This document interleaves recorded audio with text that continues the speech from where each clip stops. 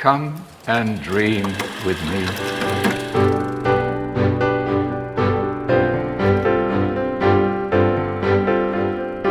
Hello and welcome to What Do You Want to Watch, the Explosion Network's premier media podcast. Every fortnight we get together to talk about movies, TV and online content and help you answer the question, what's the most confusing film of all time? I'm your host Ashley Hobley. Joining me this episode, Dylan Blight. The answer that you all want to say is, what's that one I picked that you all hated? Yeah, the fucking Fields English in England story or something like that. Yeah, Field in England. That's it. That's a good choice, but what say you, Mr. Nicholas Pryor? Dylan just stole my answer. All right. I knew that's what. That's what I'm going for. Yeah. No. So apparently, a British commerce site called OnBuy apparently did a study based on film titles paired with terms like explanation, breakdown, meaning, plot, and ending explained. It's got a list of the top 18 films with those search parameters every month. So, from 18 down. 18, The Tree of Life with 14,000 a month. 17, Blue Velvet with 15,380. 16 is The Fountain with 15,420. 15 is Adaptation with 18,920. 14th is Mulholland Drive. Can we just pause for a second and say how many of these are David Lynch films? Yeah. Well, you're at the bottom of the list. Yeah, all of them. 18,990. 13th is 12 Monkeys. 19,990. Really?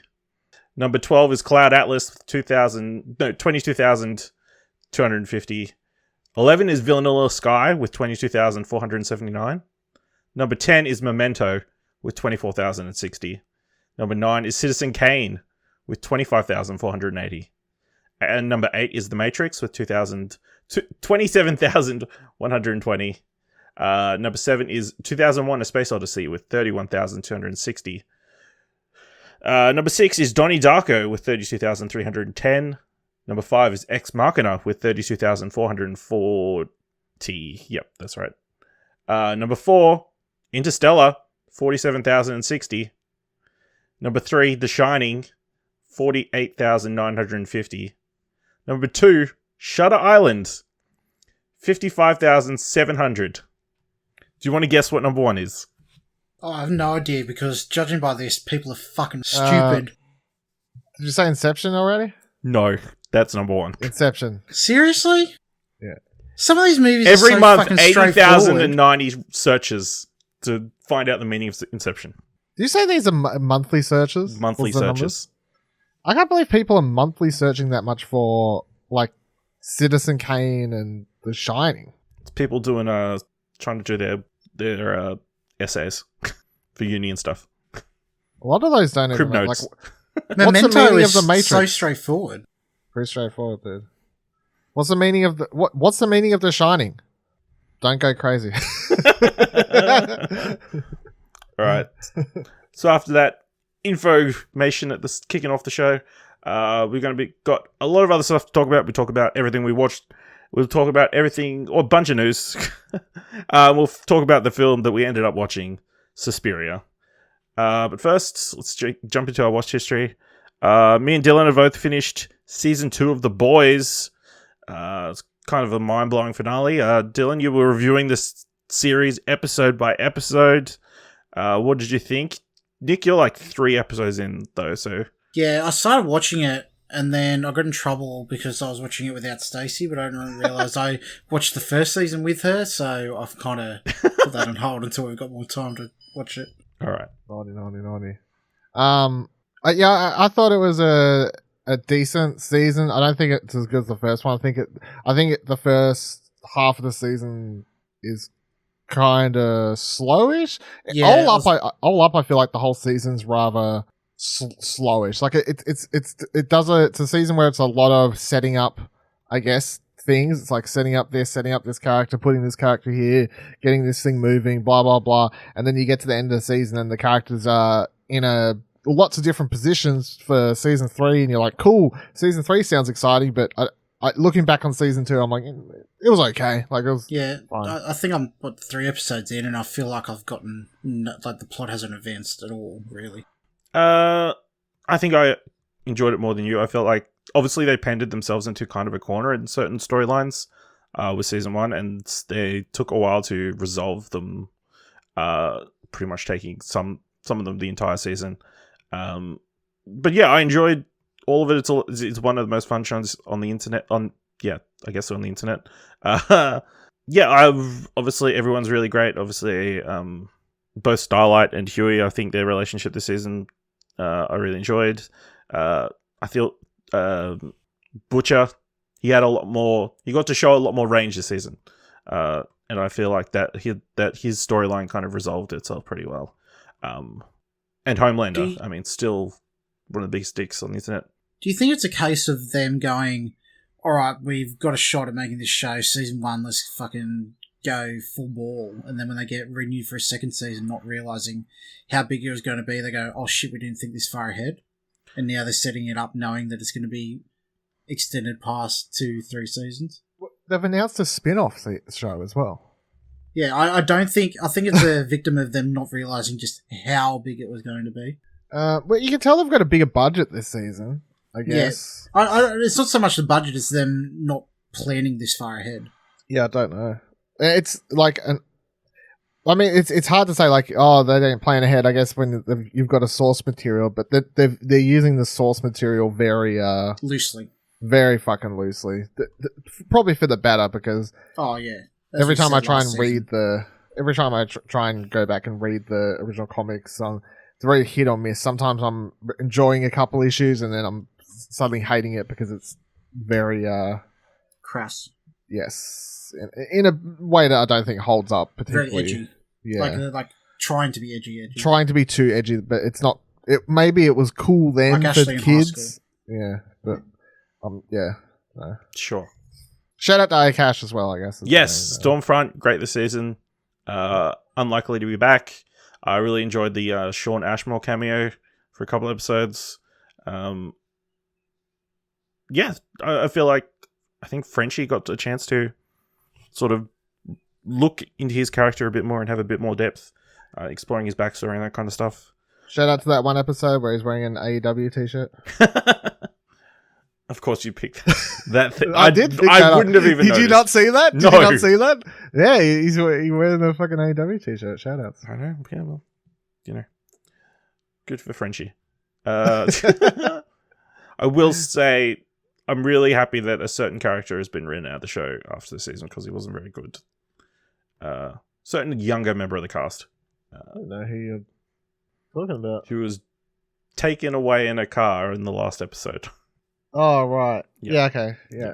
Okay. I think a bit of a weak point in the show, in my opinion. Dylan, you've reviewed a couple of different Shudder movies this week. Let's start with the one you didn't like, 32 Melisana Street. Yep. So it's a Spanish horror film. It obviously kind of feels inspired by James Wan's Conjuring and whatever. I hated this movie though. I gave it a 2 or 2.5, something like that. Without spoiling it, in case you have nothing better in your life to do, there is no. The ending is one of the worst twists in horror movies I've seen in some time, and it just reminded me of something you'd see in the 60s. And I just don't think it held up. It's not hold up. It's unacceptable, I would say. In 2020 is what I'd say. I found the twist and the writing in general just unacceptable. It made me nearly want to turn off because I was like, this is fucking stupid. Why would you do this? And I was kind of enjoying it up until that stage, and not loving it. It was probably going to be a 6, 5. I don't know. It was okay. And then all of a sudden it was fucking head dive straight into the ground. So, don't love that one. Then you checked out the Mortuary collection. I don't know how you pronounce it. The mortuary. Mortuary. Okay. You had me confused for a second. I was like, I don't visit many mortuaries. So the mortuary collection. Consider yourself lucky. So the mortuary collection is a fuck you, I'm forgetting what they're called. Anthology. Best of episodes of 6 Feet Under. No, it's an anthology film. So it's it's like I think 4 or 5 short horror films, and they're all wrapped around this idea where this woman, she goes to ask for this job at the morticians, and then the mortician's played by Clancy Brown in like heavy makeup, and you can tell he's having a ball, basically playing like this really creepy mortician. And as he's like showing her around the place, and she's asking to get a job there, as this is happening, he's like telling her different stories of how different people there, like coming across a body and then being like, oh, this person died by this means. And then that's when you have like the anthology part of it. Each one of those stories is its own short horror film. And I thought this was really, really good. Like I gave it 7.5. It's not like really scary or anything like that, but it is a lot of fun. And that's what I some of the best anthology horror stuff is always just more fun than like actually scary, especially when you go look at the old Creep Show, all those sort of things. And like one of my favorite, I think, horror anthologies of like the last 20 years is Trick or Treat. And it reminded me of that, where it's just like a fun thing you can put on Halloween, have a good time. You can tell everyone involved is having a lot of fun. It doesn't take itself too serious, but no, I like this one. It was fun, especially if you like anthology films. Okay, speaking of anthology films, you checked out both VHS and VHS 2 this past couple of weeks. So that was obviously because I watched one anthology and I was like, you know what? I've been meaning to get around to watching those VHS films, so let's fucking put those on and watch them. I preferred the second one to the first one. I think the quality was better. The wrapping factor, if you want to call it that, for these films is the first one has a bunch of rowdy kids are hired by someone to go steal a VHS in like a house or whatever, and then as they're looking through the tapes to find the one they need, every time they put in a new one, that's where you get the horror anthology. The second one is 2 people who are investigating a missing college kid break into his house to try and find him, and there's all these tapes sitting there, so they try and work through them to see if there's evidence to where he's gone, and that's how they tie in the whole get the horror anthology side of it. The first one is, I guess, very mean-spirited, I guess, is what I call it. Like it's going for more shock horror type stuff than interesting horror stuff. The second one has a bit more quality to it. My favorite story in the second one was directed by Gareth Evans, my man from who directed the Raid films. He has a really cool and interesting short in that, which he did before his Netflix horror film, which I'm mental blanking on the name on, but Apostle. Oh, is that Yeah, Apostle. Yeah, so he did this before that, so you can kind of, this is where he sharpened his horror taste, I guess, outside of the Raid. But they're very hit or miss. I think I gave the first one a 6, or something like that on Trakt, and the second one a 7. I looked up, there is a third one, I looked it up. It's got just overall completely rave negative reviews. So, and it doesn't have barely anyone, if anyone, involved from the first 2, like of the directors involved in it. So I'm probably going to skip out in the first one, but the first 2 were alright. Yeah. And I guess staying on the horror theme, Nick, you checked out The Prophecy. What's that one? It's garbage. It's about, I don't know, some fucking heaven and hell. No, this war in heaven, and these angels are coming down to get this soul of this like general who's like, I guess, the most evil person on earth to help fucking change the tide of the war. It's absolute garbage.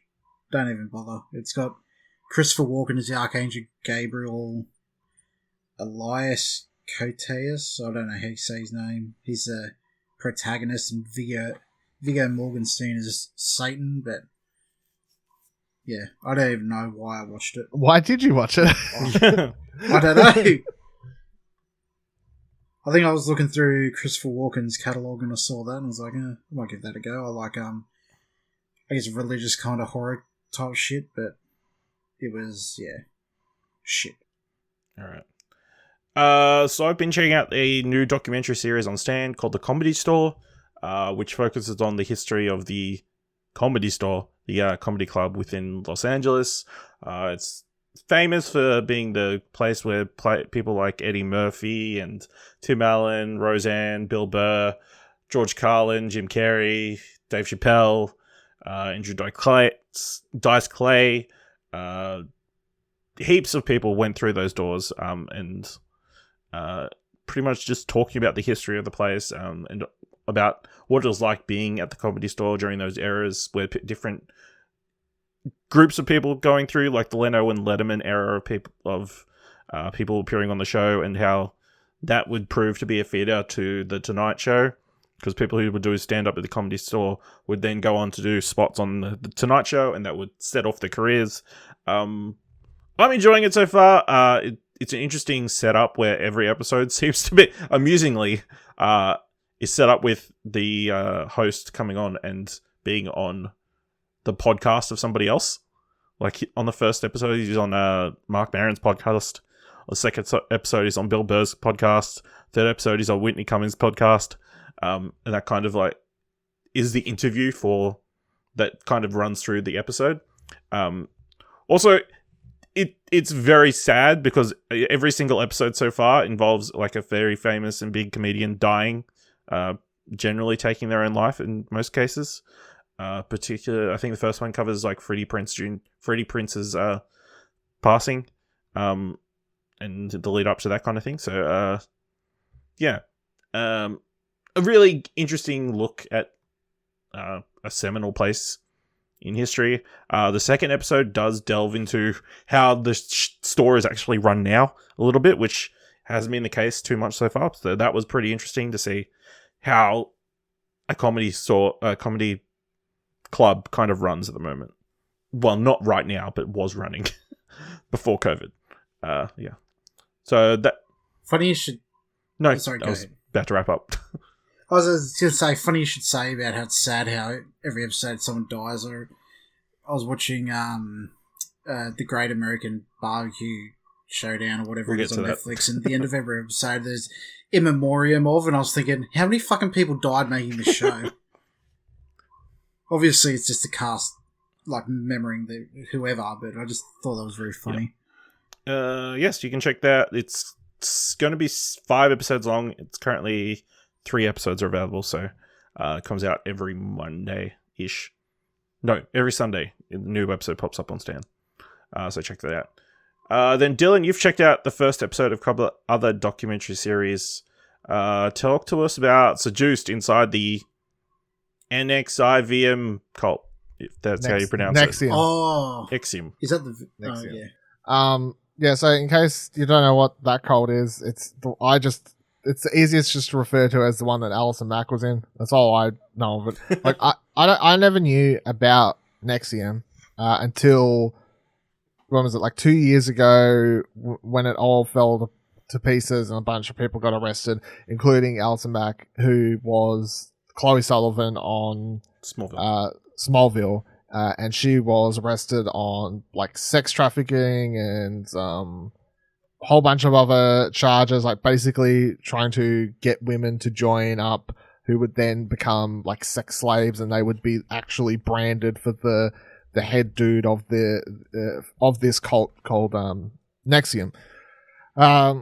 So I remember I read a Vice article, like a pretty in-depth Vice article back then, because I was like, what the fuck is this? So I know a little bit about it, but obviously there's still a lot. And this documentary is going to be 4 episodes. It's only 1 episode out now on Stan. And it's focusing on, I can't remember, I don't have the person's name in front of me, but it's focusing on some actress who I can't remember, who's not famous enough for me to actually know, but an actress. Her daughter and her both like got hooked into it the way they would get a lot of people in, which is they do the whole like, oh, we're doing like these self-help classes and come pay us like $3,000 and we'll fucking like teach you how to become better people, and lots of that wanky type self-help stuff. That is how they would trick people in. And what ends up happening is that the daughter falls in love with the place, and she goes on to train to become a whatever the word they use for like a teacher to help get more people to come in. Like that's how they loop people in and out and so on and so forth. Anyway, we know where we're going. I haven't got up to it in the first episode yet, but they do set up at the start that her daughter gets like super in there. She actually ends up getting like branded and becoming a sex slave for the head dude of Nexium. So we're getting to that point, but along the way they're covering the head dude's like past, the fact that he was like arrested and charged with things, the fact he had like several other like fake companies set up to try and like scheme people, the fact that like he was always trying to push the agenda of like being able to have underage sex with kids and all this other sort of messed up stuff. And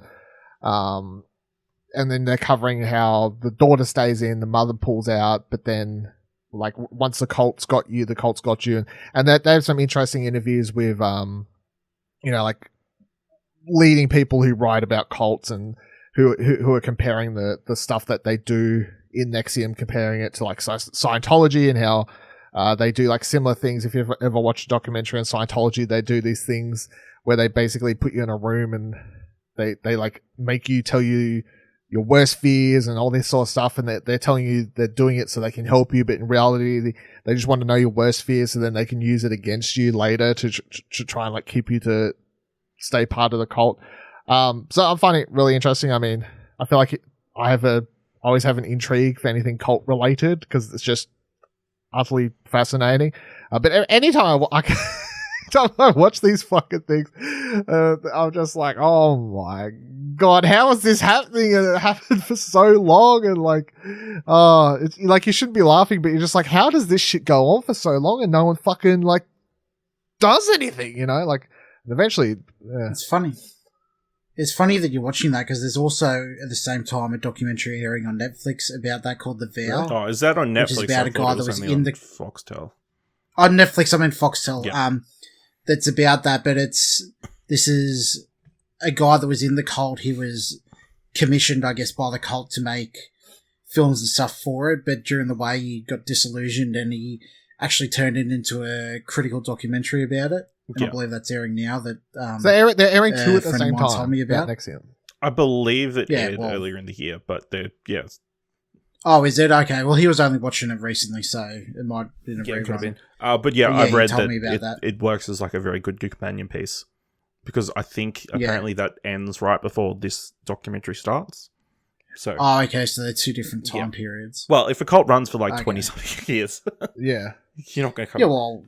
There's a lot of range there, I guess. I mean, it's funny how you say that. How can there be two when there was I guess, what was that?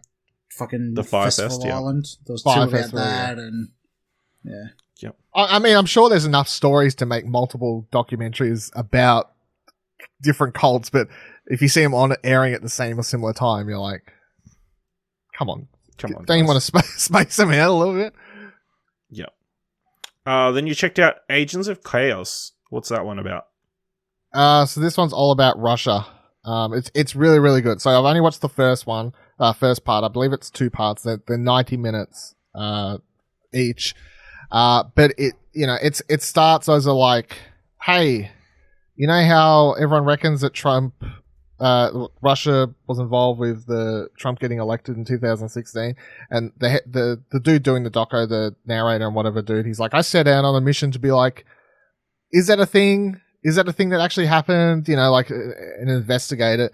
And then primarily what the first episode focuses on is actually less about the election and more about the troll hub, like in St. Petersburg, where these what they call it, the IRA, I think is the official name, IRA or whatever, like the actual building where people were paid to sit there and make these fake Twitter accounts and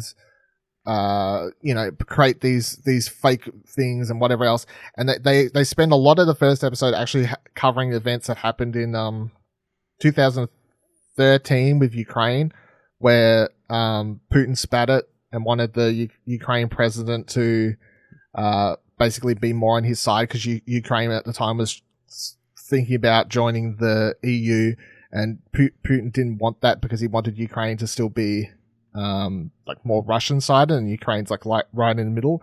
And then basically this is when the troll hub place started up, and they started doing all these, you know, the memes, the bot accounts, like to try and twist public perception of what people should be thinking. And then that's primarily what the first episode covers. Like they even have an interview with like this dude, Russian journalist who like went undercover there in like 2014 or something like that, like early days. And then by the end of the first episode, it's catching up to just getting into like 2016, what they started to do, why they decided to do what they did, make these fake accounts to be involved in an election, like who was pulling the strings. And they cover how the dude who actually funds the II is like a secondhand man to Putin.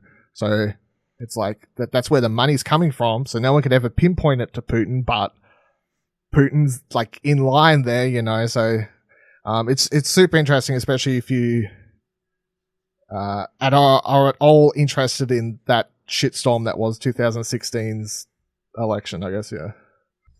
Better read up on it now. Before it happens again.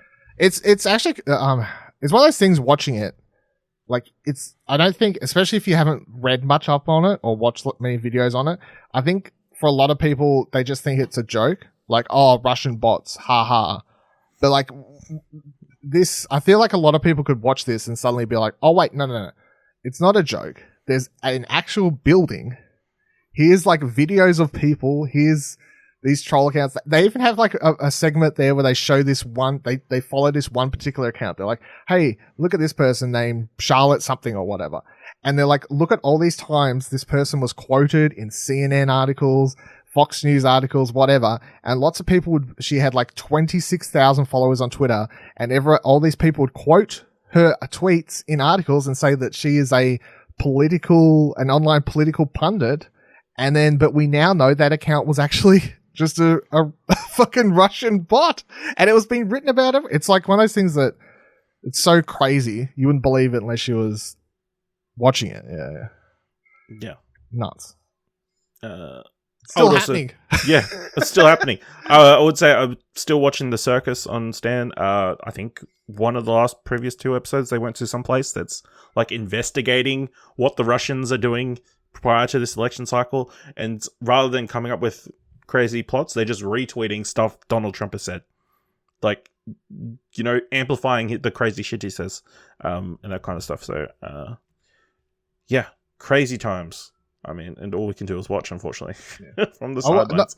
Not movie related, but I'll also say that I'm listening to this Trump audiobook at the moment, so I'm just fucking surrounded by crazy at all points in my life at the moment. I keep watching these fucking documentaries and listening to this audiobook and just like, is this fiction? is this fiction? Did this happen? When's the hero coming back?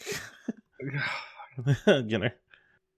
So I checked out the new series on Disney Plus, The Right Stuff, which follows. It kind of explores the origins of the NASA.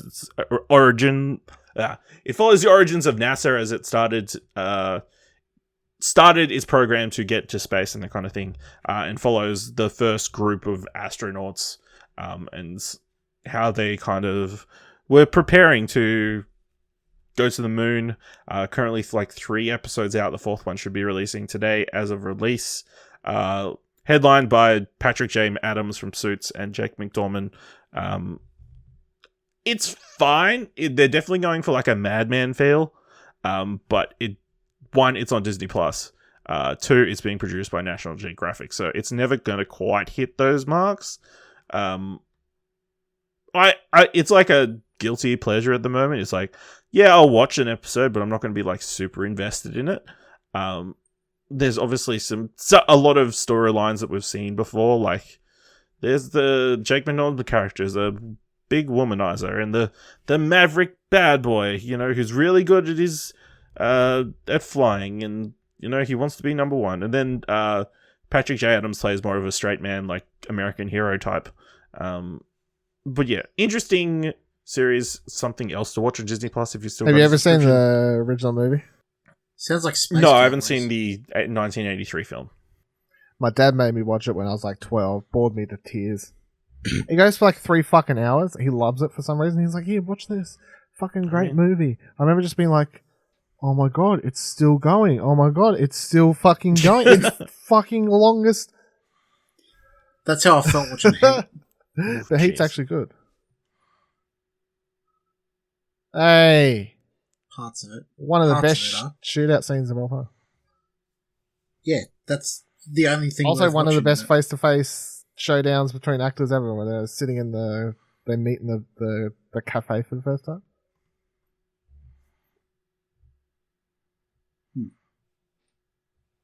Never seen Heat. Yeah, I'm not surprised by that at all. it? Yeah. Well, if you start watching now, you might finish it by next episode. I actually tried to show some friends when I was in high school. I was like, "Oh, let's watch Heat. I love Heat." They got really bored and turned it off. And it was like one of those things where someone threw up. It's like I gave people something I like. I'm like, "Oh, let's watch Heat. This movie's great. Let's watch Heat." And then they're like, "Oh, Dylan, we're bored. Can we turn off, put something else on?" And they fucking put on like some fucking Fast and Furious or some trash. Yeah, some trash. Back then I was like, "This is fucking outrageous. I'm trying to introduce you to cinema." You so fucking like watch some Vin Diesel shit. All right, let's move into the mandatory Netflix segment of the show. I'm going to kick things off with a big movie released this past week. The Trial of Chicago 7, the latest film by Aaron Sorkin, starring a whole slew of people, notably Sacha Baron Cohen, Justin Gordon-Levitt, Frank Langella, Eddie Redmayne, Mike Rylance, Jeremy Strong, Yahya Abdul-Mateen II, and Michael Keaton. It follows the arrest of a bunch of people after the bunch of protests at the Democratic National Convention in 1968, protesting the Vietnam War.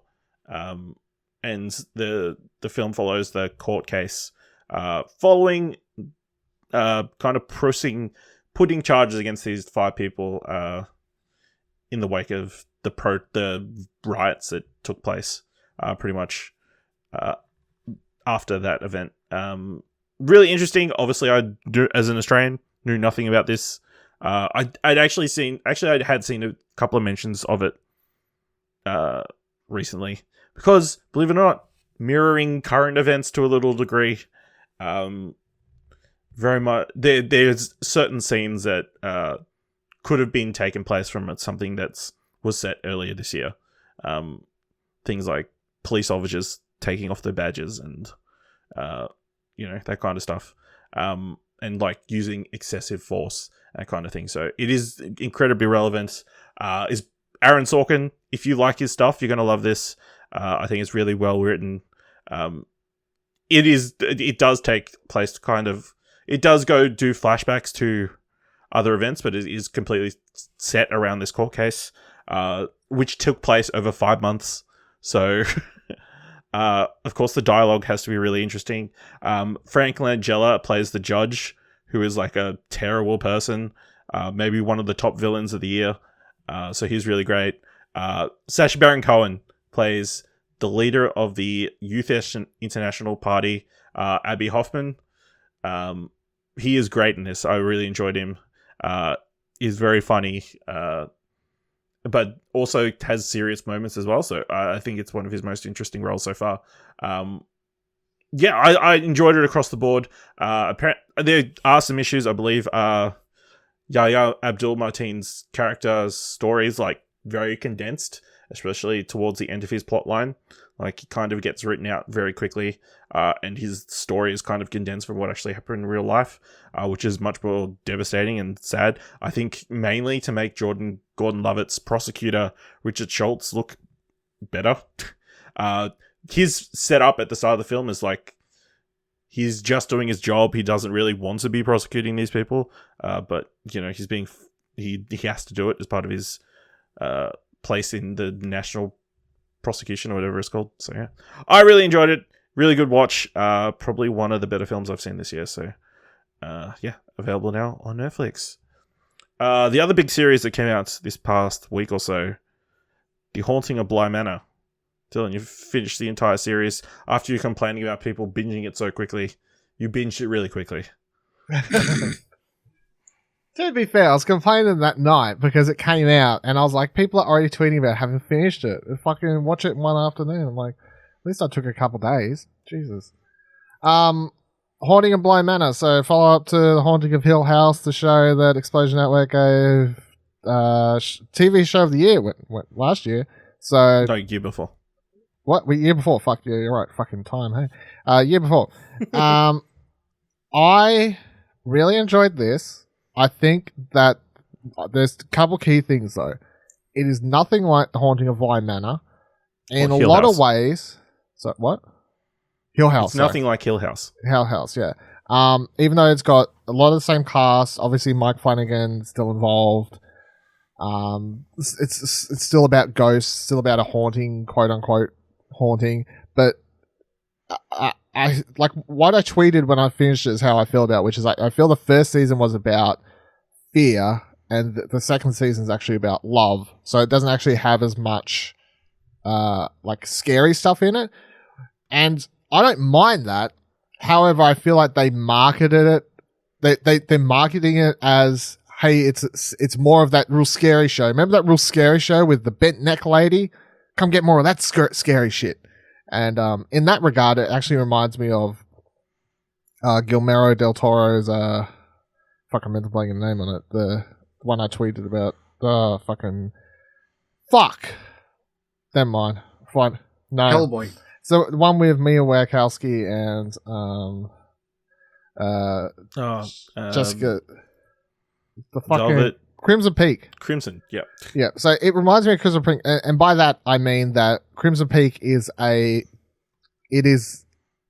gothic romance, but they marketed it as a horror movie because I feel like when marketing people see anything that's horror adjacent, they go, well, it's a horror thing, so we better market it as a horror thing.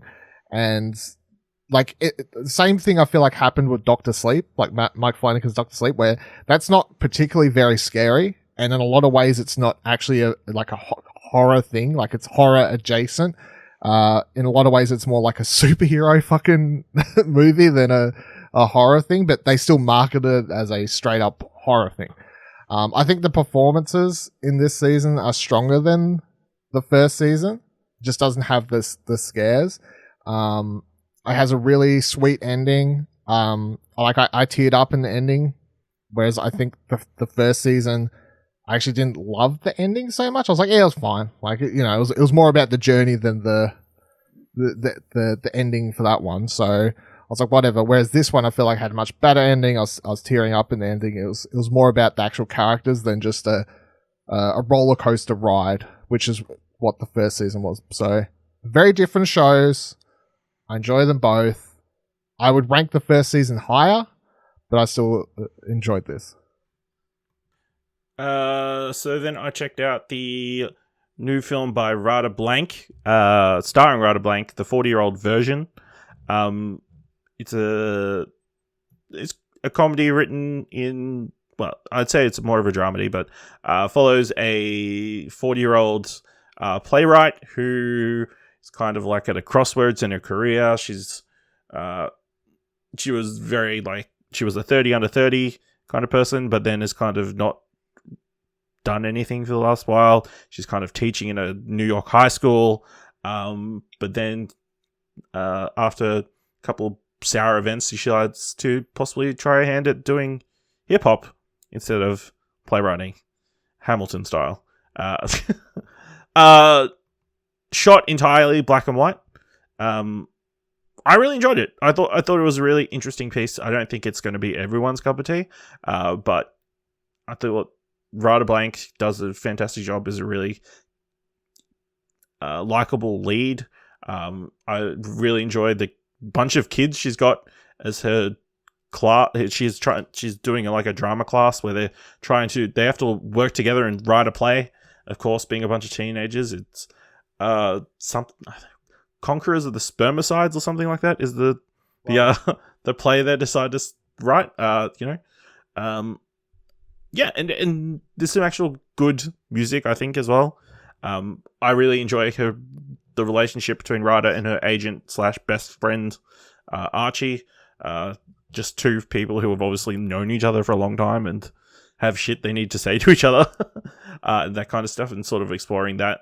And like, I guess sort of exploring success and what it means and how you get it just as important as if you get it. So that's a really interesting one that I think people should. I mean, I'm keen to watch this one. It's like semi-autobiographical. Yeah, it is. Graphical. I believe so, yeah. To a degree. Rada Blank is a long-time playwright and that kind of stuff. Yeah. Worth checking out. I also checked out The Boys in the Band, which is executive produced by Ryan Murphy, directed by Joe Mantello. Huh? How many of these fucking shows does he have on Netflix? He I think he like owns part of Netflix. What? I think he sold his soul to Netflix, so now he has like a new show every fucking month, I swear. This is a film, so okay. So it's a film adaptation of the 1968 play of the same name, with the cast from the 2018 Broadway revival of the play. So everybody in the film played the roles in the Broadway play that they did a few years back, which Joe Mantello also directed. So everybody has a very good idea of what they're going to do and how the whole story goes. So it's a really interesting one. Obviously, it's a movie set in the 1960s about a bunch of gay men coming together for somebody's birthday party. When one of the guests, unexpected guest comes along and interrupts things during an era where you would potentially get in trouble for being a gay man grouping in a group like that. I really enjoyed it. I think the dialogue, obviously it's a play, so it's very dialogue heavy. There's not much action or anything. It's a lot of talking. Incredible cast. Zachary Quinto plays one of the guys. He's really great in this. Sort of a larger than life character, kind of. Really across the board, great cast, including Matt Bomer, Andrew Reynolds, Charlie Carver, Robin DeJesus, Brian Hutchinson, Michael Benjamin Washington, Took Watkins, and Jim Parsons. That's a really interesting one to watch. I don't know if everyone's gonna like it. I feel like it's kind of a few of the characters like overly campy and that kind of thing, but that was kind of the era. And it kind of takes like a really dark turn, like halfway through the film. It really goes into some dark territory and that kind of stuff. So I enjoyed it overall, but I don't think everybody's going to love it. Nick, why don't you talk to us about the Great American Barbecue Showdown? It's a cooking competition show. I think it starts off with 8 contestants, and then each episode someone gets knocked out, and it's basically just testing people of their skills, American barbecue and worldwide barbecue towards the end as gets more challenging. There's not much really to say about it. As a barbecue aficionado, how do you feel? Did their cooking skills, were they up to snuff? Yeah, I guess so. The food looked appealing. The personalities of a lot of the contestants were, I guess, worth watching. They seemed to be very, a lot of them very supportive of each other. Very, what's the word I'm looking for? Wholesome. Very wholesome, I guess. A lot of helping each other. There was not much. There's not much drama. It was nice to watch a reality competition show where there's like no backstabbing, interpersonal drama. Where that seems to be the go with everything these days. I think it's. I mean, if you're into cooking shows and barbecue specifically, give it a watch. Like if you watch Pitmasters or whatever when it's on Foxtel, but Yeah, there's not really a whole lot to say about it. Cool. And then I also checked out the documentary Blackpink into Blackpink Light Up the Sky, which is a documentary that focuses on the K-pop group Blackpink, and kind of explores their actor history and kind of their rise individually through the trainee system that they've got over in Korea, which is very weird, and it's kind of leading up to their release and then the massive world tour, which they did before they actually... I just read this and I didn't realize it. They released this documentary in collaboration with their first album, which is kind of crazy that they've got all this music out but no like proper album prior to this. And then I found the really interesting person to be Teddy Park, who's the record producer, and sort of talks about the music and what they wanted to do with the group and kind of his impressions of each person individually. But the entire interview, he's wearing like a mask, like a face mask. And this was probably shot well in advance of everything that's happened this year. But in Asia, they wear a lot of that kind of stuff. That's true, but anyway, he looked very cool doing it, is all I'm going to say. He looked cool wearing that mask. Is it one like an LED one where it lights up? No, it was just like a white... It just matched his... He was wearing a leather jacket at the same time, so, I mean, and a hoodie, so take what we will. But, yeah, an interesting look into something that I don't know a hell of a lot about, other than obviously seeing that the name Blackpink come up on Twitter and that kind of thing a lot. So, yeah, really an interesting watch.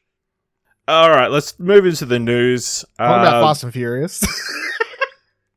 Let's go. Talking about Fast and Furious, confirmed the franchise will be coming to its end with a 2-part finale directed by Justin Lin. Deadline has the news on the Fast and Furious franchise ending with 2 more movies following the upcoming F9, now slated for release 28th of May.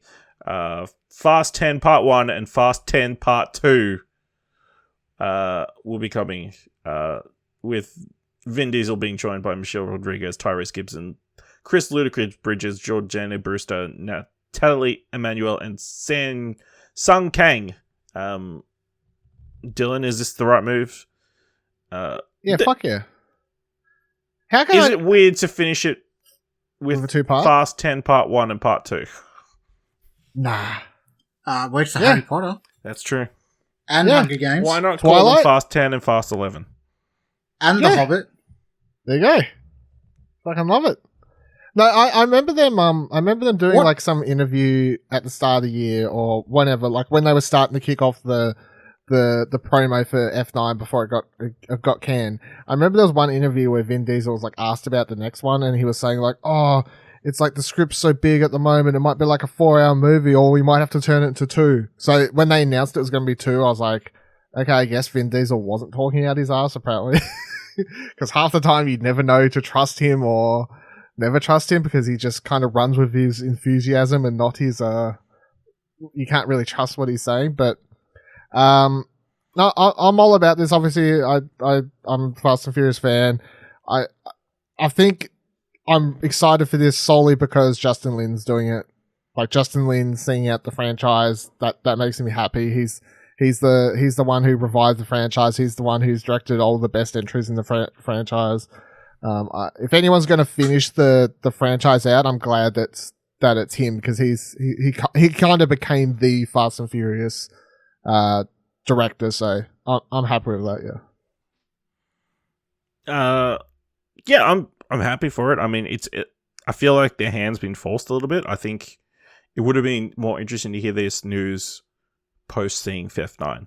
Yeah, it's like, oh, then you would have some idea of where they're going or what could possibly be F10 parts 1 and 2. You're gonna bring back every fucking villain and whatever else. I mean, it turns out God is behind all of it, and they've got to defeat him. He's on the moon. They have to travel to the moon to I race mean, him in this around the article, moon. they're saying there's rumblings that Gal Gadot could return. So I'm just going to throw it out there. Time travel. It's very possible. And if, people love the time travel, part 1 and part 2. It makes sense in game. Anybody, they have to go back and stop themselves from doing all the crimes that they did previously. They have to go back and stop them. What from I'm worried about is stealing DVD players. haven't they said they're going to end the franchise? Yeah, before? they said they was going to end it at 10. Like, so Yeah. like Oh, okay. them saying, "Oh, now it's 2 parts." They're kind of in the boundaries of still not lying technically, I guess. If you want to be, yeah. I remember when 8 was announced, they said there's going to be 10.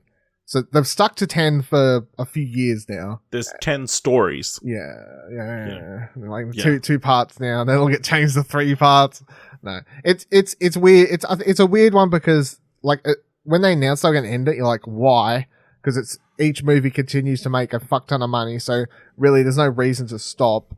But I think it's just, I think Vin Diesel's getting too old. yeah, they're all getting a bit too old. The people end it before There's only people so much nitrous gas you can. Yeah, like I'd rather them end it before people like me turn on the franchise. Plus, when they do 10, the franchise is just going to continue anyway. You're still going to have Hobbs. Yeah, You're going to have Hobbs and Shaw 2. Charlize Theron's character will probably get a fucking spin-off. That's been rumored for a while. Spin-off. Fast and Furious presents. There you go.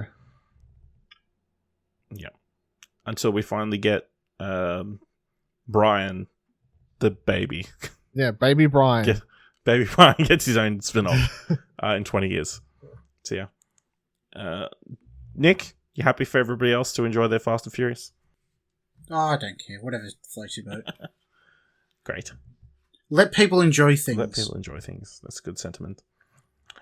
Kind of a heady news, but apparently Disney is refocusing a lot of their entertainment stuff going forward, particularly focusing on streaming or direct-to-consumer, a direct-to-consumer strategy going forward. Especially, I guess this move makes sense given the current climate. Especially with almost no theatrical releases anytime soon. Black Widow has been pushed back constantly. I think the interesting move of the last 2 weeks that kind of coincides with this is Soul being moved to being released on Disney Plus, just on Disney Plus. We haven't got any concrete information about the release of Mulan and how that demand on demands worked out financially for Disney, but for them to then put Soul out for free effectively, do you feel like that means Mulan didn't do very well, or it's more of a PR move? I don't think it done as well as they wanted it to, and they can now test the waters to see if they put something like Soul out straight onto a streaming service, does that then increase the subscription numbers to a point that it's better to just draw in subscribers than it is to go for that $30 extra charge, and in the long run, it's better for them as a company to have subscribers than that I think than the $30 pop on customers, because a lot of those people, obviously the people paying $30 were already subscribers, or you had to be a subscriber.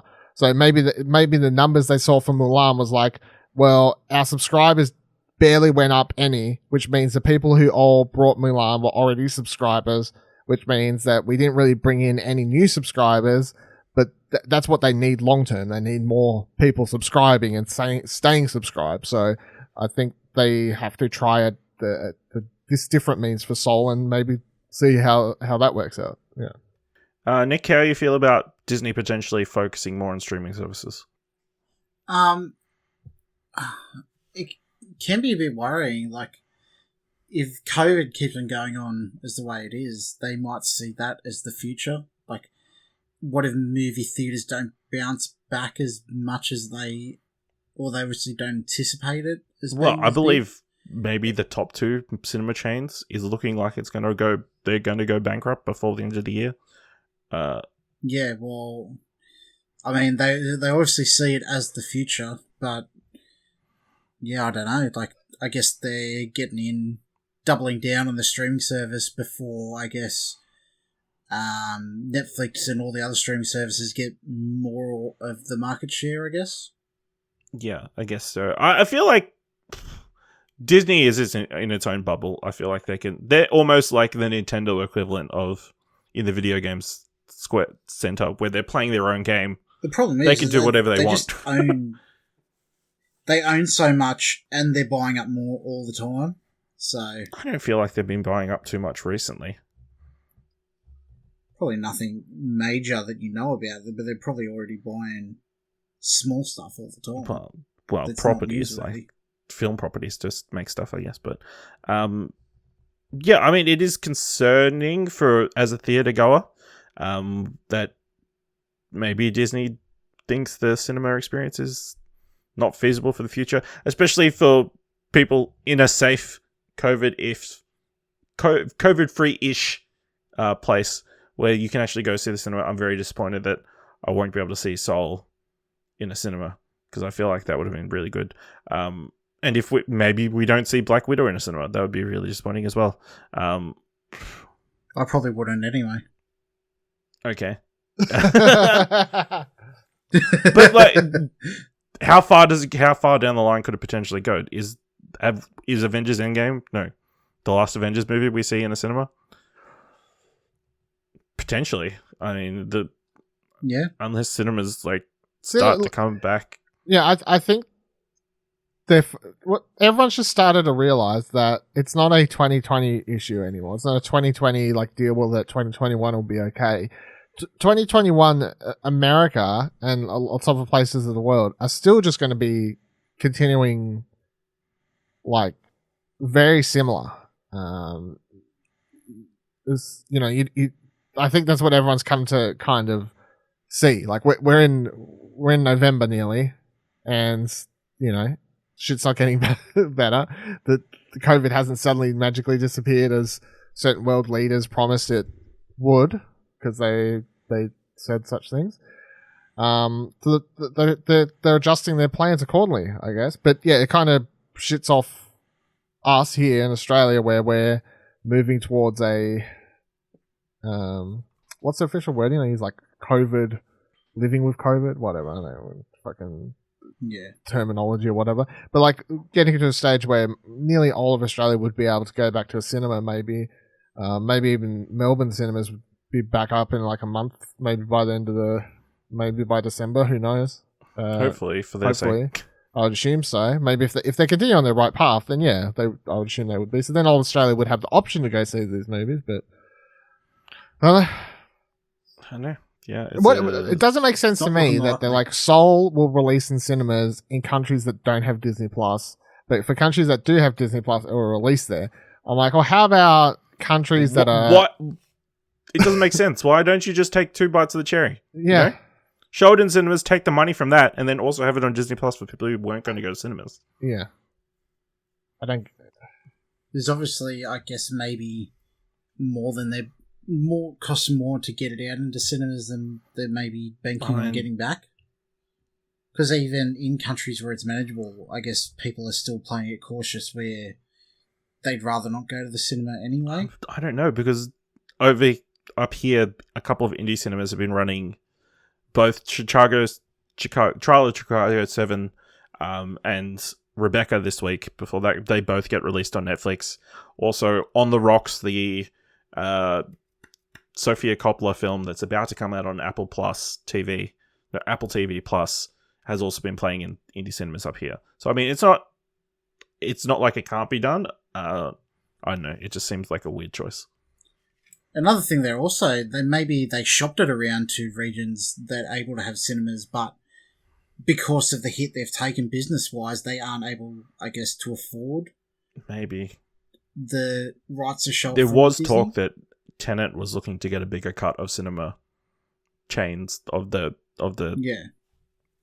ticket price, and a lot of theaters had to concede because it was the only film that was coming out. I don't think it's as black. I think it is. Disney's like, yeah, it's too much effort. Just put it on Disney Plus and not have to. I guess then you reduces your marketing as well. I guess to a certain degree, it's like it doesn't really affect Disney in either way because they're sitting on fucking Dragon's Hoard of Gold no matter what they do. No, but they're looking at that profit margin. They're looking at those profit numbers. They want it to be in the back. What's the profit? I honestly don't think Soul is going to be a massive hit anyway. There's not a Star Wars or a Toy Story or a fucking Marvel I think in a normal world, if Soul released in your normal kids' holiday period or whatever, like it would have still been, it still would have done those numbers because parents see Disney movie. It's the new Disney movie. We take our kids Pixar to see particularly, yeah, Pixar. We take our kids to see the Pixar movie. Like. I would say the Inside Out, which is the spiritual preceded to this, made $858 million worldwide. So nothing to sniff at, Yeah. So I guess we'll continue to see how things play out in this ongoing story of. Yeah, this ongoing segment of Cinema Death Watch. Yeah, it kind of is. Interesting news coming out of the Power Rangers universe. The Hollywood Reporter. Those two words don't exist together. Let's start with the bad news. It looking less and less likely that there will be a sequel to the 2017 Power Rangers movie. Oh no! Listen, that was a solid film, very enjoyable, and you would think a couple of those actors are bigger names now that they would have maybe looked at it. But going forward, it looks like we might be getting a connected universe with a new movie and TV show in the works. Hollywood Reporter says that Jonathan Entwistle, who created Netflix's The End of the Fucking World and co-created the streaming service's unconventional teen superpower series I Am Not Okay With This, which cancels after one season, has been tasked with serving as a conductor of connected story universe that will bridge across multiple platforms. He will oversee and direct both film and television adaptations, which seem to indicate that the previous big screen iteration will stand alone as a one-and-done anomaly. Hollywood Reporter reports that name talent will be involved in the new productions. Hasbro bought Power Rangers brand in 2018 and acquired a production arm called E1 late last year, and that company is now becoming more involved in the development of Hasbro brands across multiple platforms. In December, word came out that Entwistle was hard at work on a new Power Rangers movie at Paramount, which featured a time travel element that brings the kids to the 1990s, and in Back to the Future fashion, they have to find a way to get back to the present. That project is now shifted over to E1, and the scope of Entwistle's involvement in increasing to both film and television. No word yet as to whether the show will travel back to the 1990s. How do you guys feel about Power Rangers, and would you like that to be a massive franchise going forward? When a studio is going to learn not everything has to be a fucking connected universe? How many fucking attempts and failures have there been for them to get the message? I didn't mind the one that came out with Elizabeth Banks. Yeah, it was solid. It was alright. It was okay. It wasn't gonna win any fucking awards, but it was a solid popcorn flick. Yeah, I didn't mind it. I think it's weird because I feel like it fell apart because the action wasn't all that entertaining, but the cast had good chemistry together. Yeah. And that was probably the most interesting part, which I always find weird with these movies where the best part's just people getting their powers or whatever, and then as soon as they get their powers, it kind of falls to shit, but nonetheless. I don't have major love for the Power Rangers, I guess. Like, I watched the Power Rangers as a kid. I feel like everyone watched the Power Rangers at some point, though, surely. Isn't that a thing, though? Yeah, definitely. Yeah. Well, to put it in perspective, they're about to release season 28 next year of Power Rangers. The current season is called Power Rangers Beast Morphers, which debuted February this year. And next year there will be Power Rangers Dino Fury. So I look forward to that. Pumped. Yeah, I mean, obviously I've got a bit of nostalgia for Power Rangers because was a child at the right time.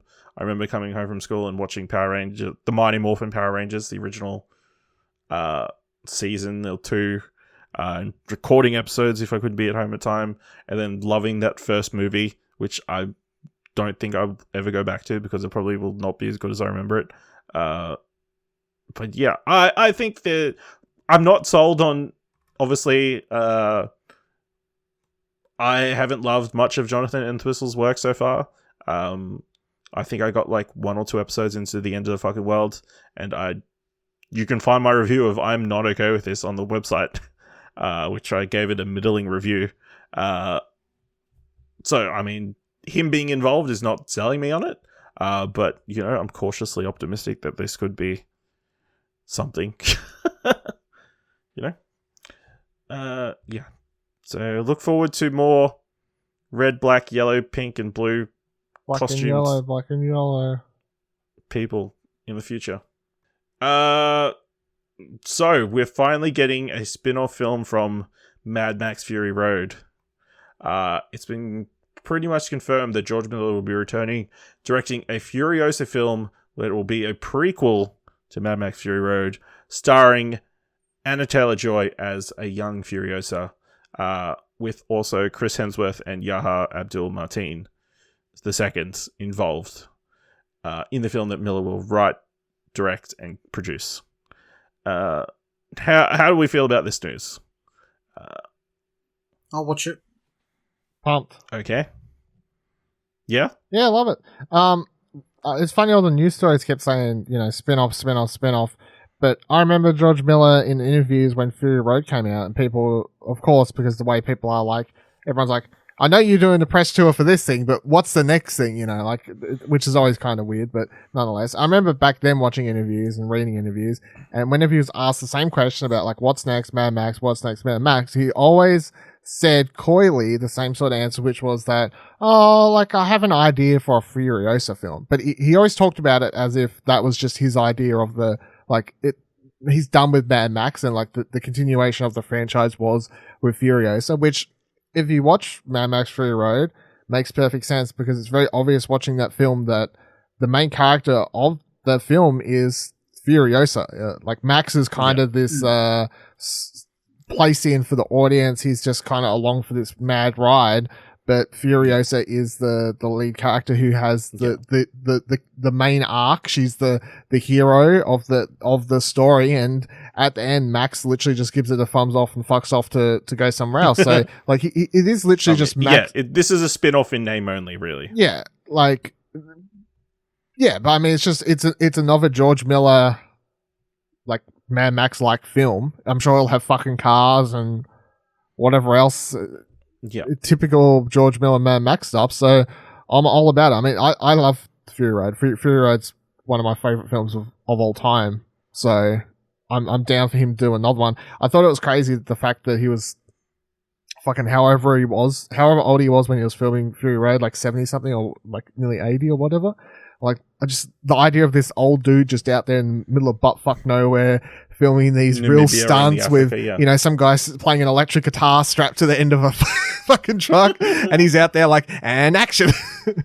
Love it. Good on you, George. He's 75 this year. There you go. So he would have been, yeah, like late 60s or something, whatever. So yeah, put it like that.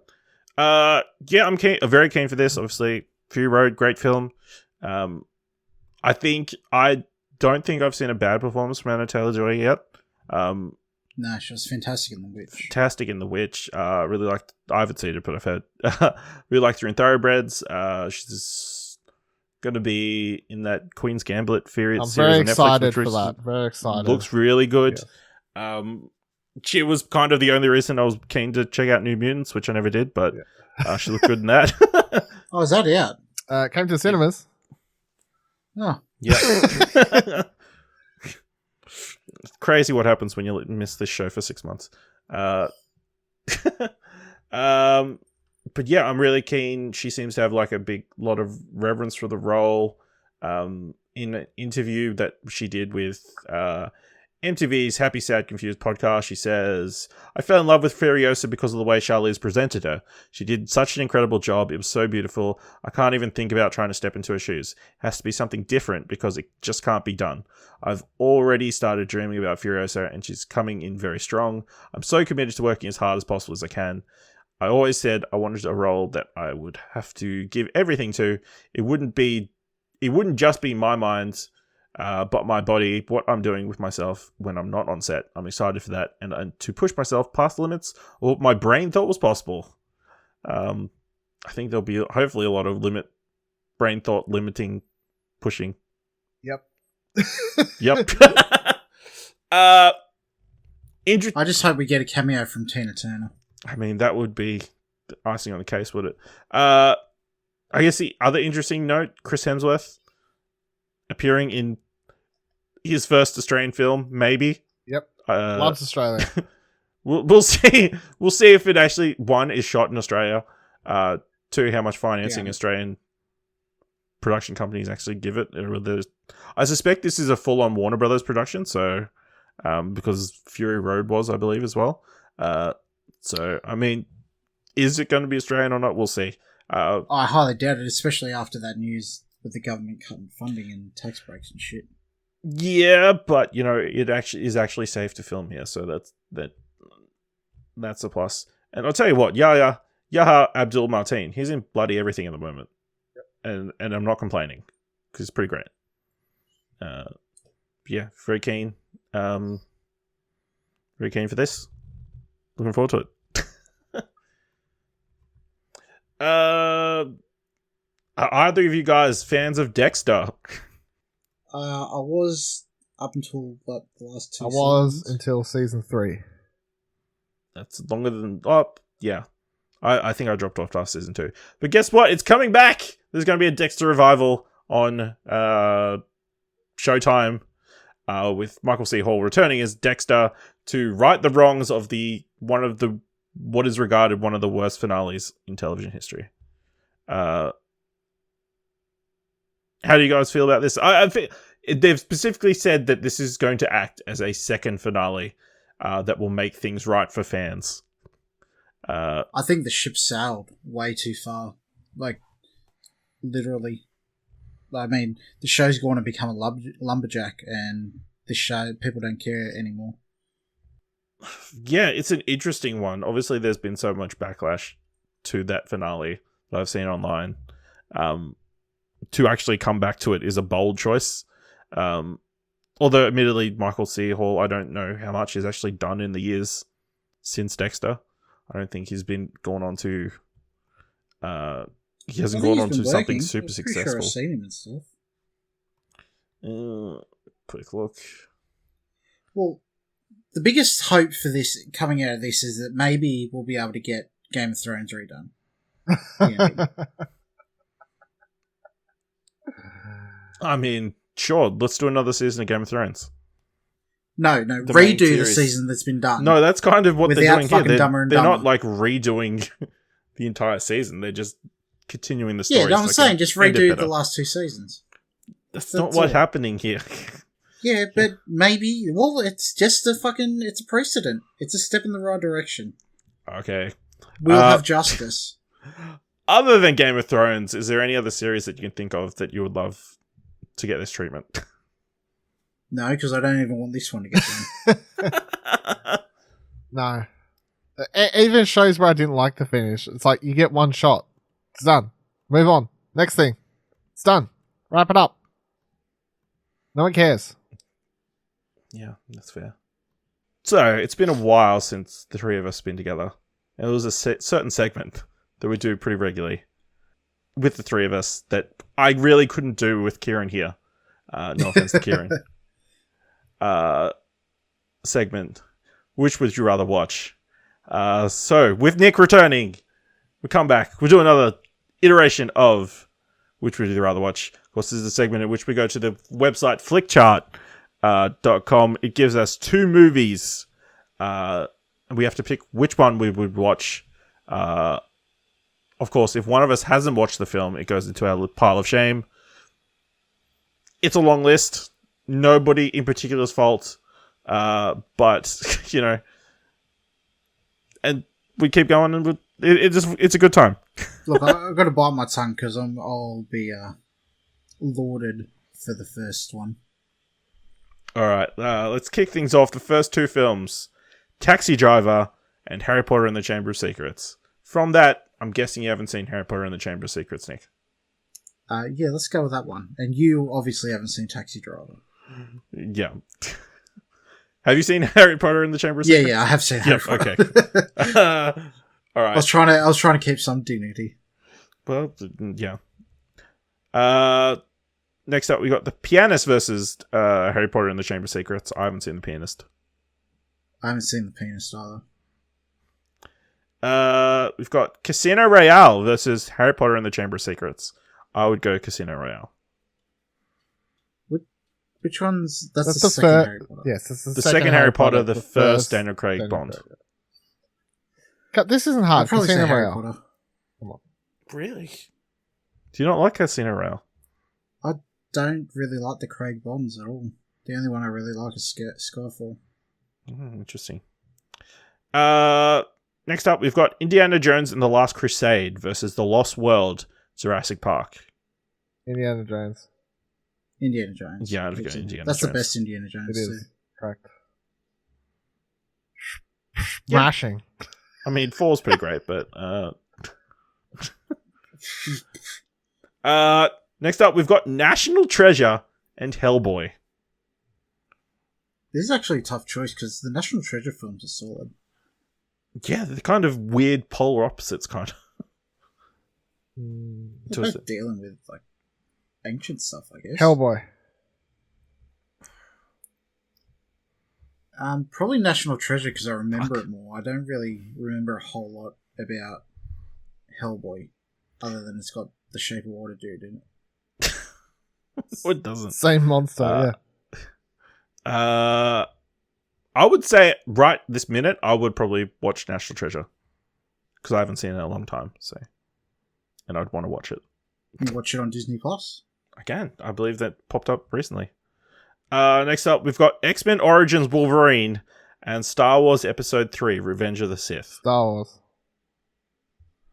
Yeah, I'd have to go Star Wars as well. I am the Senate. At least he can speak, unlike fucking Deadpool and... That's true. I think he got a chance to speak at the start. Next up, we've got Watchmen and Alien. It's tough. I really like the Watchmen film. Watchmen. I would pick Watchmen. I pick Watchmen. The film. Yeah, I'd probably watch Watchmen because I think Aliens is my favorite Alien. Next up, Jumanji versus The Usual Suspects. Jumanji. Yeah, I have to go Jumanji. Is the Usual Suspects one the one Kevin with Spacey? Spacey? Yeah. Jumanji. What other Usual Suspects are you thinking of? Well, there's another one. I don't know. I think I get it confused with Natural Born Killers. No, not even similar films. No, I don't know why, but it just happens in my head. Okay. Plus, I think with that film, once you've seen it once, you can't really watch it. Yeah, I don't know if you could go back. I think just have that one experience. I've watched it like 4 I guess or maybe 5. you could watch the second time to see if it works. I've watched it with different people who have never Hints. watched it before, so I guess that's entertaining on its own. That's also entertaining, yeah. But I feel like that ending's been spoiled by now. I'm surprised you've... I don't see it come up a lot in pop culture anywhere, really. Not now. It's got Kevin Spacey in it. Well, not now. But not even when Not it was before, yeah. contemporary, I guess. Yeah. Next up, we've got Jurassic Park and Pineapple Express. Jurassic Park. Yeah, Jurassic Park. Yeah. The Matrix Revolutions and A Bug's Life. Matrix. Is that the second or the third Third one? Bugs Third one. Life. Yeah, I'd probably just watch The Bug's Life. Even though that's like one of the weaker Pixar I'm a films. Matrix apologist. Yeah. Looking forward to 4. Next up, Monty Python and the Holy Grail versus Austin Powers, The Spy Who Shagged Me, Monty Python. which is the Yeah, second Monty one. Python. It's timeless. Okay, yeah, Monty Python. We are not so sad. Next up, we've got Milena and Misery. I haven't seen either of these. I don't know ones. what the fuck Milena is, so. I haven't heard of Milena before. Misery, though, is a good film. Off with her kneecaps. I've seen the Sledgehammer. You've seen the Sledgehammer? Okay. Mission Impossible and The Wizard of Oz. I would say Mission Impossible. Mission Impossible. Yeah, I'd watch Mission Impossible over Wizard of Oz. Next up, Cars from Pixar and Jurassic Park. Jurassic Park. Yeah, Jurassic Park. Yeah, I don't like Cars. And here for your Lightning McQueen shit. Another weak Pixar film. Another two films I haven't watched: The Sum of All Fears and The Ring. I haven't seen Sum of All Fears. Yeah. Jumanji and Transformers. Jumanji. Yeah. Fuck out of here. Closer than American Wedding and Mission Impossible. I haven't seen American Wedding. That's interesting. Yeah. Yeah, I haven't seen it. Dumb and Dumber versus Mission Impossible. Mission Dumber. Impossible. Yeah, I'd watch Mission Impossible.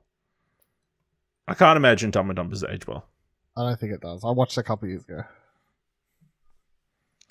Pirates of the Caribbean, Dead Man's Chest, and The Bourne Identity. Born. Dead Man's Chest, the second one, I believe. Thank you. It's not the first one, so it's all shit. I think I like the second one better.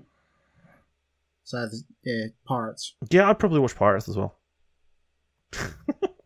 The Game Plan versus Independence Day. I don't believe I've seen the Game Plan. Sorry, The Rock. I feel like going back to that with Bourne, I guess I've seen so many other movies do what it does better now that it's not as special to me. Yeah, that's a valid point. Hitchhiker's Guide to the Galaxy versus Independence Day. Hitchhikers. Independence Day. It's a classic. Yeah, I'd probably watch Hitchhiker's Guide to the Galaxy. Underrated, I think. It's a cult classic. Yeah, it's a good film. I've actually been meaning to read the book. So have I. I've got that massive I bought copy it on Kindle. I was like, with all the books in it. Yeah. Yeah, I was like, I'll just read this 150. Yeah, I've been saying I'll read it since I watched the movie when it came out. I think so. It's maybe the problem is if I read it, it only counts as one in Goodreads to my reading challenge, not like the 3 or 4 as it should. Yeah. Well, then you should just put them all individually then. No. All right. That's like putting single issue comics in. I did that, but I upped my reading goal. All right. Next up, Charlie's Angels and Monty Python and the Holy Grail. Monty Python. Charlie's Angels 2000. I'll clarify. Yeah. But yes, Monty Python. Big Daddy versus The Empire Strikes Back. You know what I call Big Daddy? Darth Vader. Your boy Empire Strikes Back. Wait. Empire Strikes Back. I mean, there's not going to be many films that will win over that. That's true. Van Helsing versus School of Rock. Yeah, School of Rock. I actually don't mind Van Helsing. Granted, it has been, what year did it come out? 2006. It's been 14 years since I've seen it. The Bourne Identity versus Fantastic Four, the 2005 version with Bourne. Yeah, Bourne. Yeah, okay, Bourne. You don't have to pick what we pick, actually. Here's an interesting one. There's something about Mary and Old School. Something about Mary. Oh, I would pick Old School, but I think that's just because I have a soft spot for that. I watched that in like high school, and I think that was one of the first movies I ever saw like that cast in. So, but how'd you get the beans above the Frank? Yeah, I'll pick Old School now that you mentioned that. I don't want to live that scene again. We're going streaking. Kill Bill Volume 1 versus Batman Forever. Kill Bill. Yeah, Kill Bill. Yeah, Volume 1 is the better one. Yep. Lucky Number 11 versus The Matrix. I don't think I've seen Lucky Number 7. Lucky Number 11 is known as something different in Australia. What is it? Yeah, it is. What's it called? It's a Josh Hartnett film. The Wrong Man. Oh, Yeah. I have seen that. Yeah. I have seen it. So I'll pick The Matrix. I haven't seen that, though. It's actually not a bad movie. Spider-Man 2 versus The Matrix. Matrix. Spider-Man 2. I think it holds up better. Yeah, Spider-Man 2. You're crazy. Blade Runner versus iRobot. Now, are we saying this is Blade Runner theatrical cut? I would say it's whatever version you want it to be. Are we allowed to do that? Your preferred version. Yeah. Mm, I don't believe there's a Blade Runner director's cut in this website. okay, I'll pick I don't know, there's a search tab there. Open up a new tab. Blade Runner if we're allowed, if that's the rule we're going with. Yeah, that's the rule I'm going with. iRobot. Blade Runner. The iRobot's a fun action dumb I find it film. hard to believe you've watched Blade Runner. Yeah. Before 2049 came out. Yeah, but I still find it hard to believe. I see. I was going to pick iRobot over the theatrical cut if that was the. Yeah. Terminator 3, Rise of the Machines versus Beauty and the Beast. Beauty and the Beast. Beauty and the Beast. Yeah, Terminator 3 just doesn't exist. I don't know why they're putting fake films in. The Sixth Sense versus Ghostbusters 2. You haven't seen The Sixth Sense, have you? No, I haven't seen The Yeah. Sixth Sense. You see dead people. Really? You see dead people. Do you know the spoiler? Like, All the people are alive? yeah. Next up, we've got Dances with Wolves and Ghostbuster 2. I haven't seen fucking Dances with hate Wolves. Dances with Wolves. The Godfather versus Ghostbusters 2. Godfather. Are you really thinking about God- this? Yeah, The Godfather. I was waiting for you guys to I answer. was. I find it hard to believe that Ashley's watched The Godfather. It's one of those films he watched back in film school before he decided he hates films. He stopped watching them. Yep. The Big I thought this was going to Lebowski, be about anime. The Big Lebowski, or The Incredibles. Big Lebowski. Big Lebowski, yeah. I would say Also, The Incredibles, but shout out to Jeff We Bridges. hope, hope he pulls Hope through. you pull through. Copycat. Zombieland versus Space Jam. Space Jam. Space Jam. Yeah, Space Jam. I watched Zombieland a couple of years ago as well. I don't think it was as funny as like when it first came out. That reminds me, I need to quickly look up the bullshit synopsis for the new Space Jam movie. Yeah. Like right now? Yes.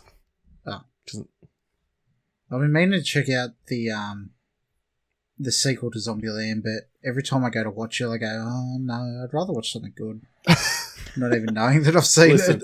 Listen. Knowing I All haven't right, seen so it. we've got Space Jam: A New Legacy starring LeBron James coming out sometime next year. The director, writer, Ben Meckler, took to Twitter and shared a screenshot of the synopsis, which reads, during a trip to Warner Brothers Studios, NBA superstar LeBron James and his son accidentally get trapped within a world that contains all of Warner Brothers' stories and characters under the control of a malfunctioning, all-powerful force named Al G, played by Don Cheadle. With the help of Bugs Bunny, LeBron must navigate through a never-before-imagined world filled with iconic movie scenes and characters as they reassemble the Looney Tunes to rescue his lost son. Now to get back home, LeBron and the Tunes have to unravel Al G's mysterious plan and win an epic basketball game against digitally gamified super versions of the NBA and WNBA biggest stars as the entire world watches. I'm sorry, but Is Michael this Jordan Never is Believe the greatest of all one time. where he hasn't won a championship? No, I think I feel like it's current day. That's not a good synopsis. So hopefully Yeah, that sounds like absolute garbage. the film is actually better than the. I do like the idea of them playing against digital gamified versions of current NBA stars. that could be interesting, but yeah. No, you couldn't. Unless it's like NBA 2K and they're all glitched out. Could be. But yeah. Next up, we've got Transformers and Garden State. I'm going to say Transformers. I've never seen You haven't Garden seen State. Oh. Is that the one with Zach Braff? Yeah, it's the one with Zach Braff. Yeah, and I haven't Portman. seen it. It coined the term Transformers versus Spider-Man. Spider-Man. Spider-Man. It coined, I Yeah, think Garden State's the film that coined the Manic Pixie Dream Girl saying. The what? I haven't heard. You haven't never heard that saying? Really? Manic Pixie Dream Girl? No. It's like you've seen like 500 Days of Summer, right? No. Whatever. What? Like, what's another example? Like, I guess Ramona Flowers fits the example as well. Yeah. Like that character type is what, like, someone coined the term Manic Pixie Dream Girl. It's like specific type of female that like a guy falls in love with in a film. She's like into like cool things and she's like hip and she's usually like kind of quirky and The Manic Pixie Dream Girl is a type of female character often depicted as whimsical, quirky, sometimes eccentric fantasy woman who saves the male protagonist from himself. She usually aids in his transformation without ever really showing any real agency of her own. yeah. It's apparently I've never seen Garden State, but I know that's the film that coined it. And then 500 Days of Summer is also another key film that people point to for featuring that storyline. Next up, The Bourne Supremacy and Big Daddy. Big Daddy. Big Daddy. Yeah, I'd go Big Daddy. Which one's Supremacy? Is Second that the one. Second or third? Then the third one's Ultimatum. Yeah, they all Ooh. just blend together. This is an interesting one for a opposite reason. Yeah. Quantum of Solace versus Spider-Man 3. Spider-Man 3. I would say Spider-Man 3 because I can Yeah, actually remember definitely. that film.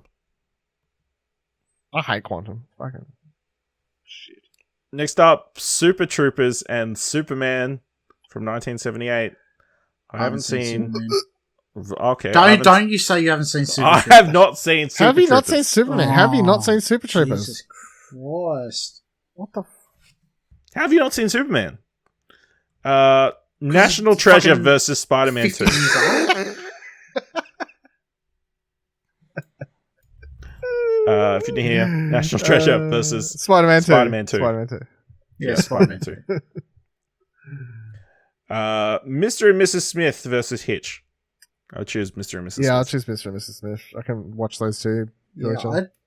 I barely remember either of them. Yeah, Mr. and Mrs. Smith.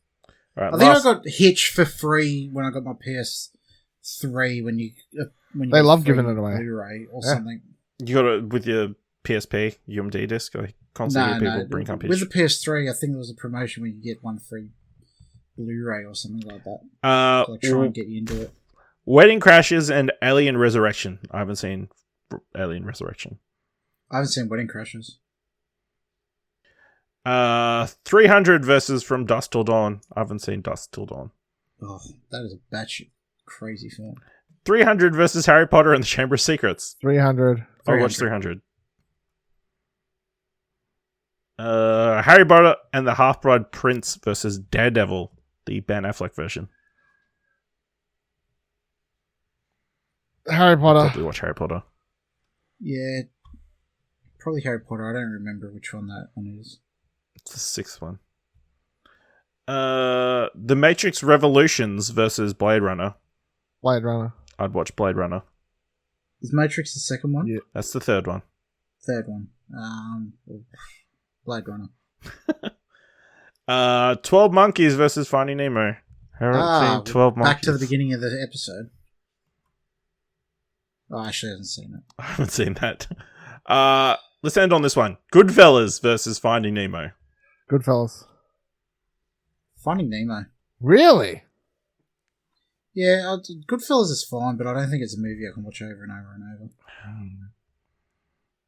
I'd probably pick Goodfellas, at least today. It could easily be Finding Nemo tomorrow.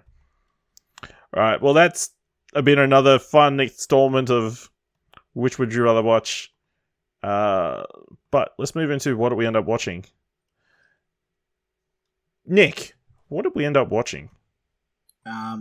Suspiria? Is that how you say it? Yep.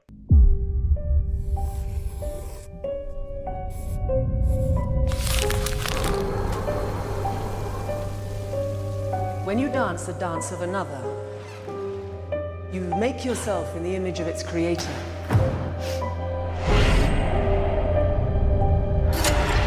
I feel like I'm not even here yet. The dumpling's incredible. 1, 2, 3. The way she transmits her work.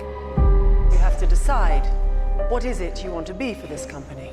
There's more in that building than what you can see, Doctor. You are living with dangerous people.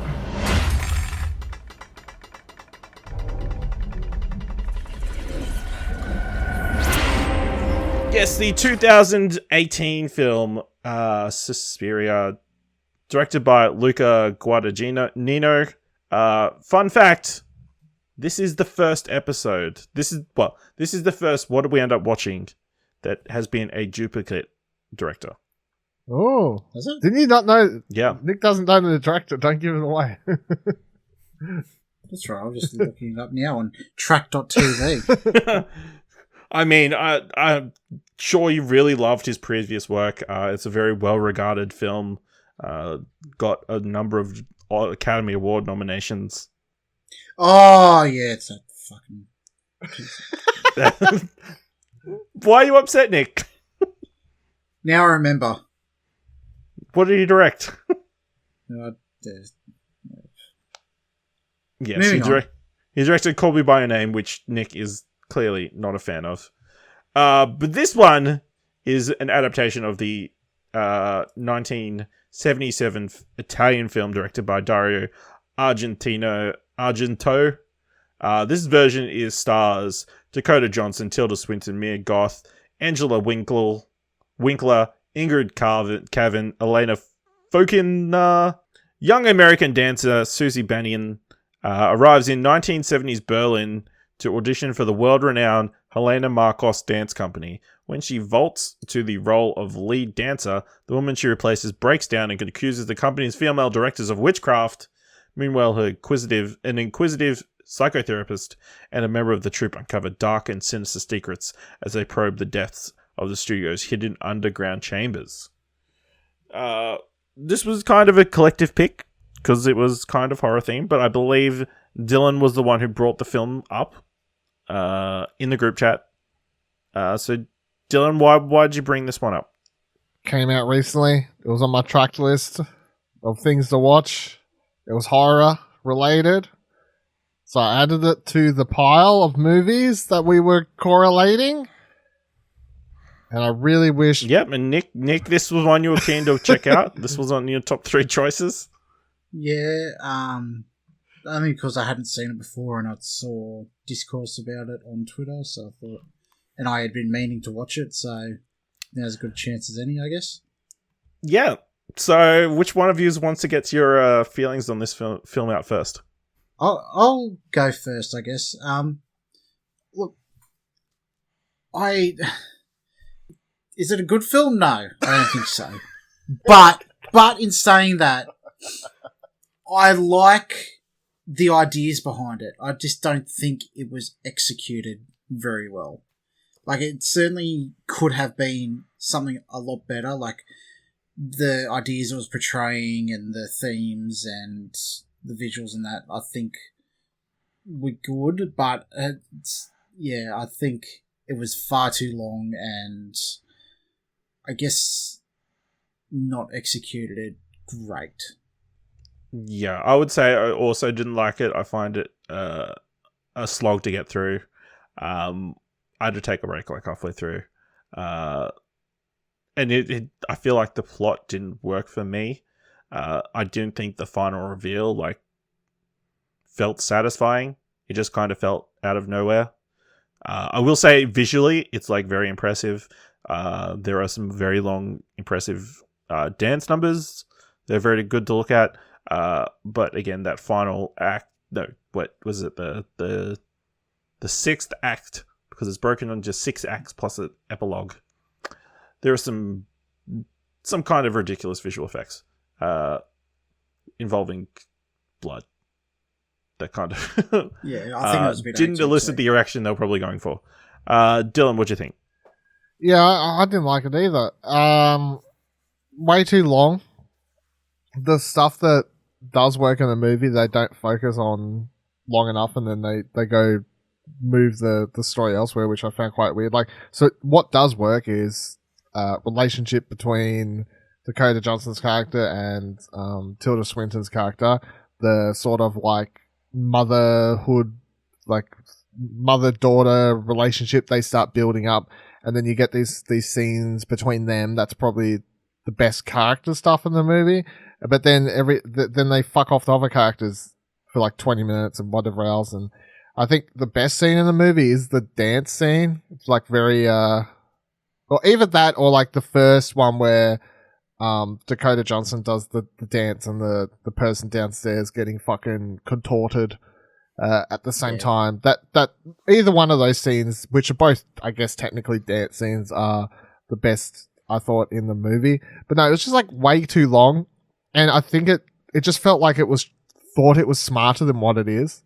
It's like we're telling some really high caliber fucking shit here. We're gonna go for fucking 2.5, 2 hours 40 or whatever it is. And I'm like, oh my fucking god, like it's not necessary. And like none of us seen the original. I wouldn't put off watching the original. I was meaning to see it before this episode, but I just didn't run out of time. I thought about it, but yeah, I didn't fit in either. But I still think I want to because everyone praises the original quite a lot. And the original is a fucking whole hour shorter.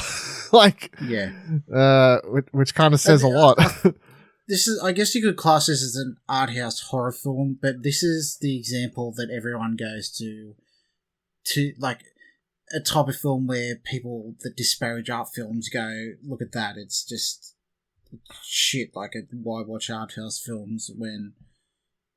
Yeah, I guess. But I feel like mainstream. I feel like of it, like if you take away the witch stuff, which isn't like, so I did look up briefly to see some like key changes between this and the original, and apparently the witch stuff in the original is like hidden, like they don't give it away. Whereas in this film, 20 minutes in, they're witches. So you're in on the big reveal, which I guess helps build the relationship stuff between the characters a little bit differently to maybe the original.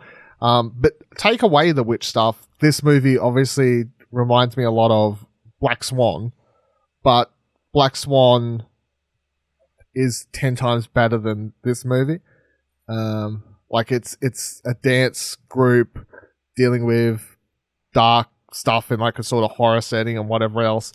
And this movie goes way more horror than Black Swan does, but obviously with the dancing and the types of characters and the moodiness and whatever else, just made me think about Black Swan and how much better a movie that is. Yeah, the story kind of didn't make sense. Like, who was that lady in the cottage? The old lady in the cottage. That was Dakota Johnson's mother. Yeah. But spoilers. I guess spoilers from here on out because I'm trying to understand what the film is about.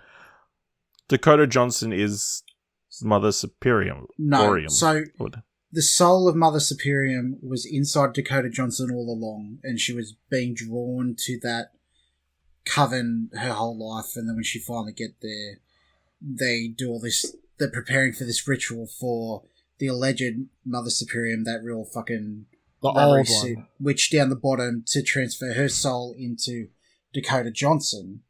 But Dakota Johnson soul was taken over by Mother Superior ages ago, and her denouncing her mother was her releasing Mother Superior's soul out into her, like to take over her as it is. So that coven was like was run by false pretenses by that rubbery suited one. Mother Marcos. Yeah, Mother Marcos, yeah. Okay. Yeah, okay, that explains a fair bit of my issues. I think it wasn't like overly scary overall. I think the scariest scene, in my opinion, as someone who's scared of most things, is Sarah obviously in the underground place and then going trying to get back up during the performance. Yeah, where she getting her fucking leg broken. Yeah, that was pretty gory. I think the most part that I found it difficult to watch was where that Olga was getting contorted during the dance. I thought that was the word.